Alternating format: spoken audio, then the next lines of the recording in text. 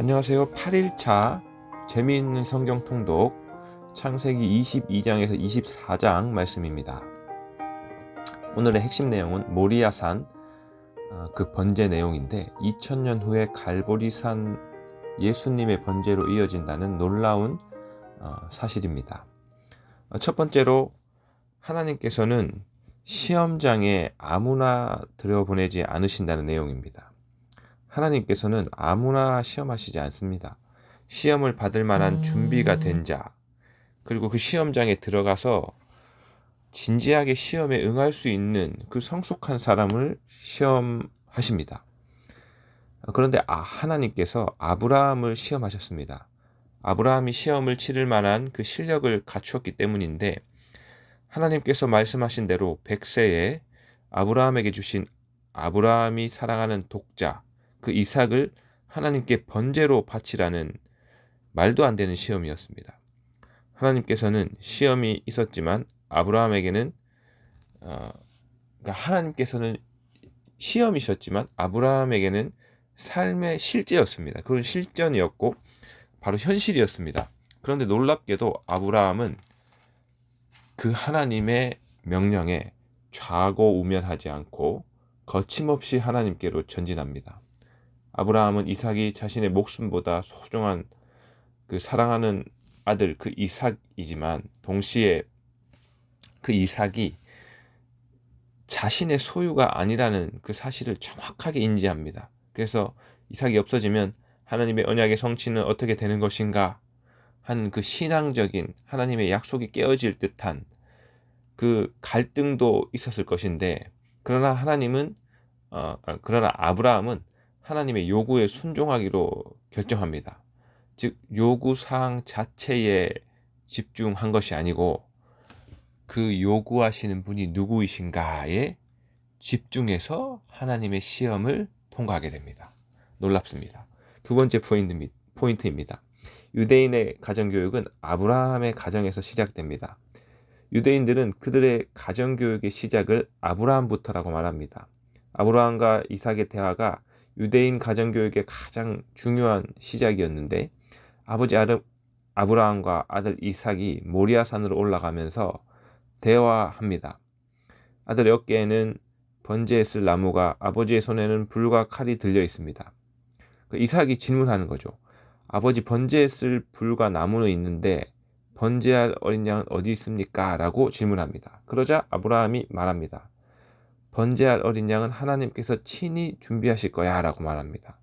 즉 그 번제에 대해서 아브라함에게 이삭이 늘 배워왔다는 것이고 그 대화 내용에서 번제할 어린 양은 하나님께서 친히 준비하실 거야 라는 그 놀랍게도 그 대답 아브라함은 그 중요한 순간에 아들에게 여호와 이레를 스스로 고백하면서 또 그 여호와 이레를 교육하는 놀라운 사실이 되겠습니다. 세 번째 내용은 모리아산 번제는 2000년 후 갈보리산 번제의 예표였습니다. 그러니까 아브라함이 번제를 위한 모든 준비를 마칩니다. 그리고 이삭을 결박해서 제단 나무 위에 놓습니다.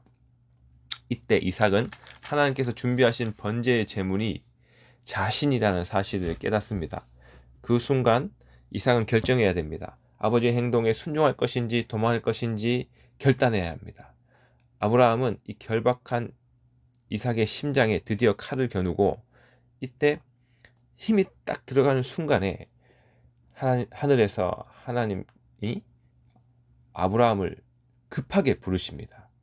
아브라함아 아브라함아 이렇게 부르시면서 그 아이에게 손을 대지 말라 아무 일도 하지 말라 내가 내 아들 독자까지도 아끼지 아니하였으니 내가 이제야 내가 하나님을 경외하는 줄 아노라 라고 말씀하시면서 그 순간 하나님의 심장이 터지십니다. 아브라함과 이삭 사이에 절대적인 사랑과 신뢰 그리고 순종이 없었다면 이 모리아산 번제는 없었던 것입니다. 하나님께서 모리아산에서의 아브라함과 이삭의 번제를 그토록 기뻐하신 이유는 2000년 후에 모든 인생을 위한 갈보리산 번제를 준비하고 계셨기 때문입니다. 갈보리산 십자가 번제에서는 하나님 아버지께서 독생자 예수 그리스도를 중간에 스톱 없이 끝까지 우리를 위하여 화목제물로 내어주셨습니다. 하나님과 아브라함은 모리아산과 갈보리산에서 서로를 위해서 목숨과 같은 아들을 내어주는 경험을 공유합니다. 그러니 하나님께서 아브라함을 나의 벗이라고 말씀하신 것입니다. 성경은 한마디로 예수 그리스도의 십자가 화목 제물을 통한 하나님의 사랑 이야기를 인간들에게 알게 하신 책입니다. 네 번째 내용은 아브라함 평생의 동력자 사라가 역사에 남긴 소망의 흔적은 두 가지였습니다. 먼저 막벨라굴인데, 막벨라굴은 아브라함이 가나안 땅에서 대가를 지불하고 처음으로 소유를 삼은 땅입니다. 그 막벨라굴에 사라가 묻히고 아브라함이 묻힙니다. 그리고 이삭이 묻히고 리브가가 묻힙니다. 이후 그곳에 레아와 애굽에서 죽은 야곱까지 묻히게 되는데, 이처럼 이스라엘에게 약속의 땅으로 뿌리가 되는 그 땅, 막벨라 굴, 이 굴은 아브라함의 평생의 동력자 사라가 가장 먼저 묻힘으로 그 땅의 근간을 만들게 됩니다. 그 다음은 사라의 믿음입니다. 여호와께서 능히 못할 일이 없다는 것을 보여준 사라가 이후 사무엘의 어머니 한나, 임신하지 못하는 그 한나와 그 예수님의 육신의 어머니 마리아, 그들에게 소망이 되었다라는 사실입니다. 놀랍습니다. 다섯 번째 내용입니다. 다메섹 엘리에셀의 기도는 아브라함에게 배운 기도입니다. 사라가 죽자 아브라함은 이삭을 위해 다메섹 엘리에셀에게 중요한 사명을 맡깁니다. 이삭의 아내를 구해오는 중차대한 일이었는데, 아브라함은 이 일을 다메섹 엘리에셀에게 맡기며 세 가지 부탁을 합니다. 첫째, 가나안 족속에서 택하지 말 것. 둘째, 아브라함의 고향 친척 족속 가운데 택할 것. 셋째, 이삭을 가나안에서 데리고 나가지 말 것. 약속의 땅이니까. 다메섹 엘리에셀은 아브라함의 사자가 되어서 이 일을 담당했습니다. 창세기 24장을 보면 다메섹 엘리에셀의 기도가 아주 자세히 기록되어 있는데, 다메섹 엘리에셀의 기도는 세 가지였습니다. 첫째, 이삭의 신부감은 아브라함과 사라의 사명을 이을 다음 세대의 계승자가 되어야 한다는 소망으로 기도했습니다. 둘째, 이삭의 아내는 여호와 이레의 하나님께서 준비하셨음을 믿고 기도했습니다. 셋째, 하나님께서 준비하신 그 신부감을 우물가 조건으로 만나게 해주시기를 기도했습니다. 다메섹 엘리에셀은 기도를 채 마치기도 전에 응답을 받습니다. 그의 기도는 아브라함에게 배운 믿음과 순종, 그리고 여호와 이레의 삶이 그대로 반영되어 있었다라는 놀라운 사실이 되겠습니다. 다음에 창세기 25장, 27장의 내용으로 만나겠습니다. 감사합니다.